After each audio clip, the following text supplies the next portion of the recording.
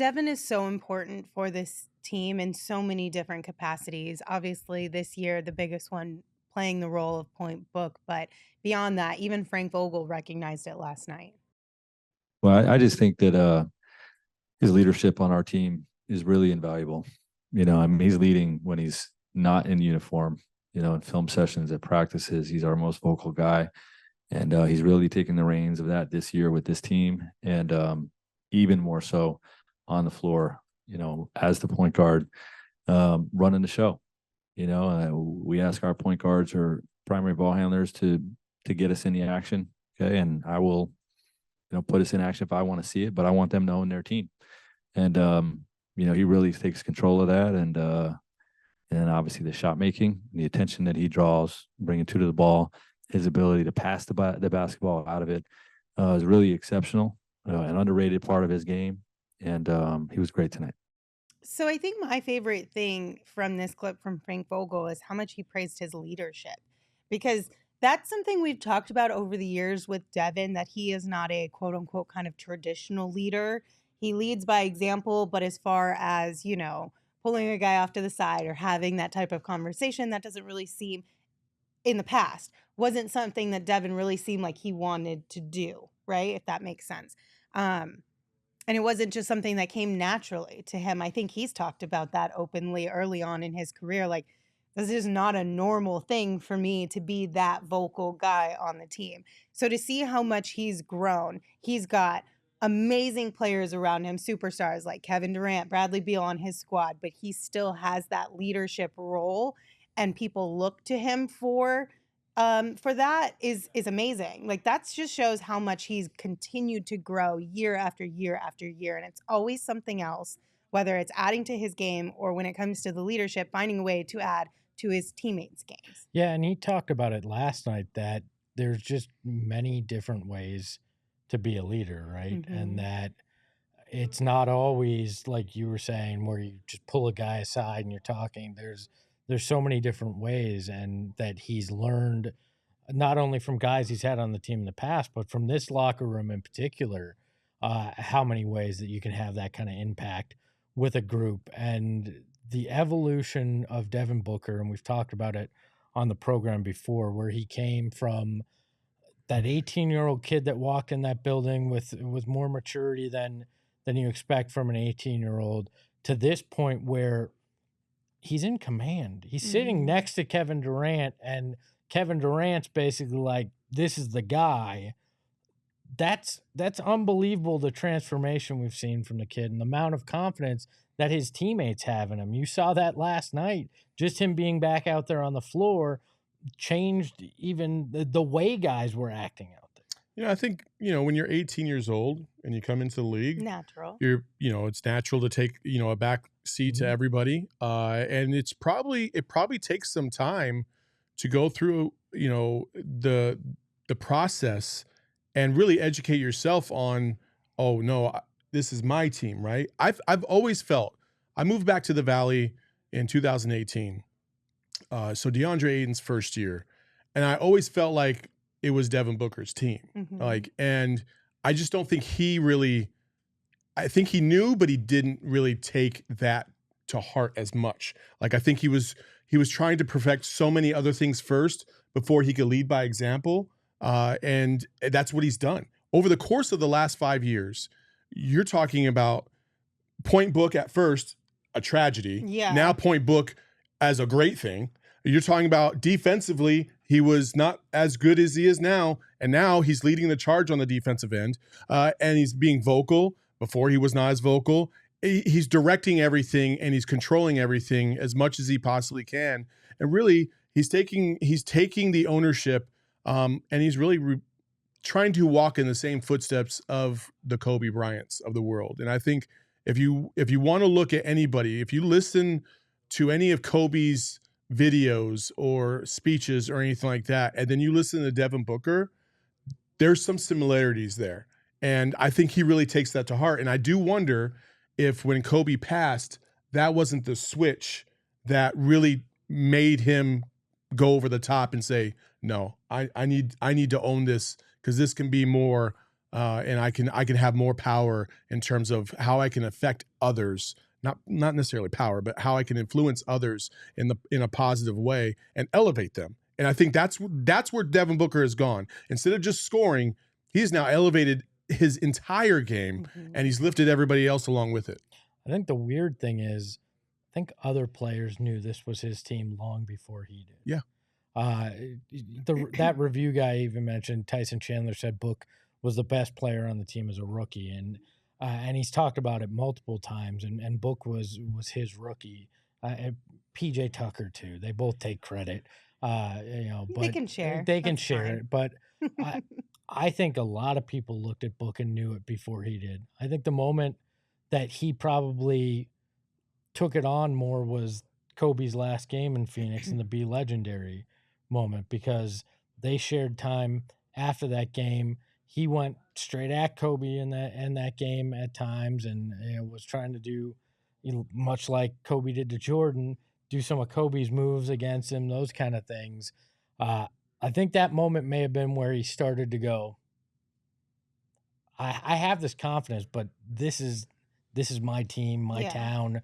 I gotta take that next step, and it's evolved ever since then, where he's really become that leader in the room. But I think the evolution for Book was earlier on. It was, I'm the leader in the sense that I will always be the guy who talks after games, even when we've lost umpteen million in a row. I will be there. I'll answer your questions. I'll give you answers in the best way that I can. But I think the evolution is that, like we talked about, the talking to players, to elevating their game, to helping them understand where they need to be and win, and the timing of all these things, that kind of comes a little bit naturally to him, more so than some other guys, or he sees it on a greater level than some other guys, and actually calling that out and helping get them to that next level or building up that chemistry. Like, that's what I think has come so much more in the last couple years from him. And I think that's, now we've reached kind of the pinnacle as far as what he does from a leadership standpoint for his team. Because when you see Devin out there, like, he's got good guys around him. Like, these are all solid NBA players. But the offensive flow is so much better when Booker is out there. And a lot of it comes from, like you said, helping direct traffic. Somebody in the chat had mentioned he's calling out spots. Who was it?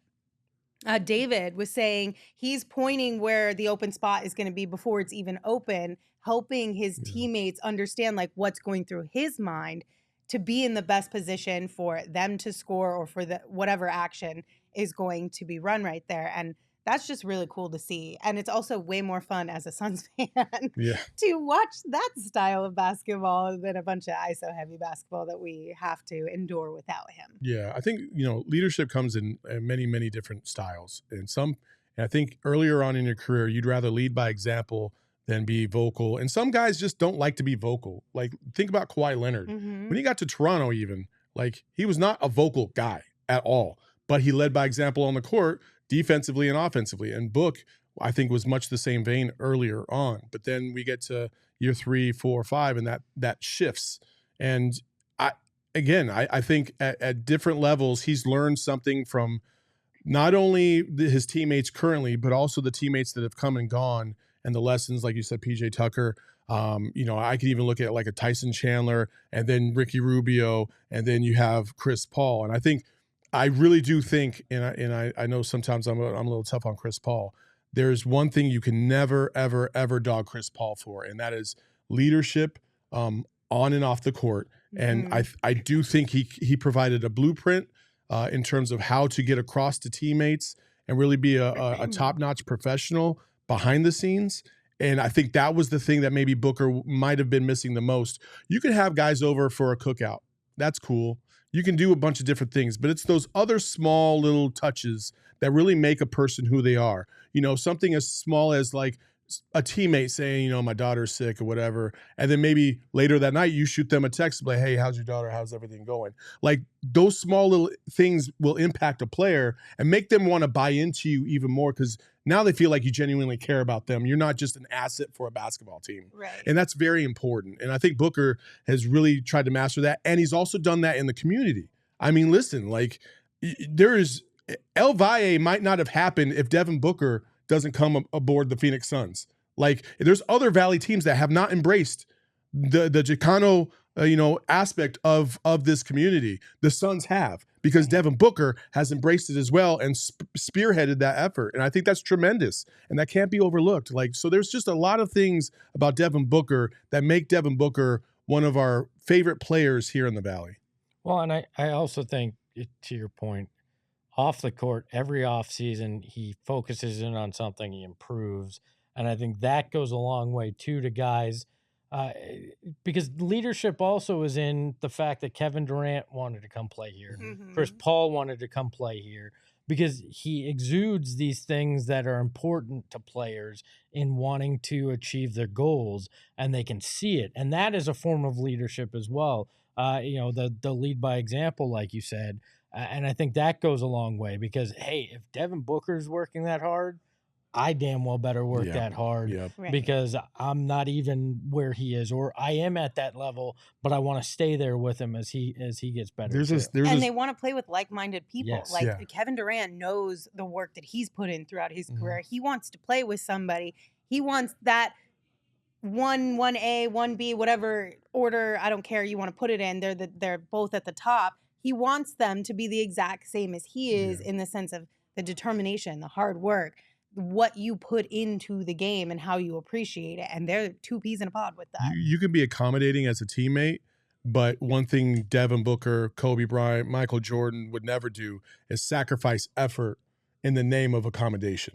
And they would never do that, because the end goal is to win a championship. And watching Devin Booker, and I keep mentioning this because it was probably the most impactful thing I've ever seen from Devin Booker in practice in 2018, when they had a terrible team. Obviously, they only won 19 games that year.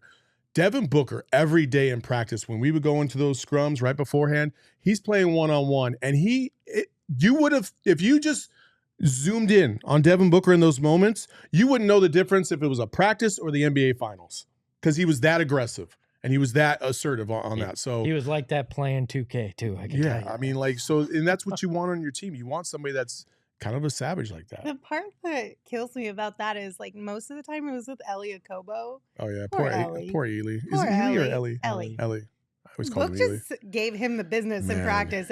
I'll give Ellie credit though, because he hung in there as best as he absolutely could. And he came back poor little guy all tried. the time. He but tried. Like, damn, like, what are you supposed to do in that situation? I was wondering why you were laughing. I was like, what are you laughing about? Because I just remember Book and Ellie. And there were times where Book would, like, scream, not like at him, but like, you know what I mean? In a playful, like, shit talking kind of way. And I'm just like, that's messed up, Book. Man. That's messed up. You almost to the point where you felt like, man, do you really hate Ellie? No, they were like best buds. I know. The first year he'd do that with PJ Tucker. Yeah. And that, but PJ was kind of low key giving Book the business. Yes. And that's what really pushed Book. I think PJ being so defensively minded and really going at Book like hard is what really helped Book out, being able to navigate all of the defenses that are thrown at him now. Yeah. Like, that was the blueprint right there. That was the first flip that switch with Book, like, oh, I got to be able to, like, one of the best defenders, and I got to, if I can finesse this and get around him, then I'm set. Yeah, they weren't afraid to go after. No, that was entertaining too.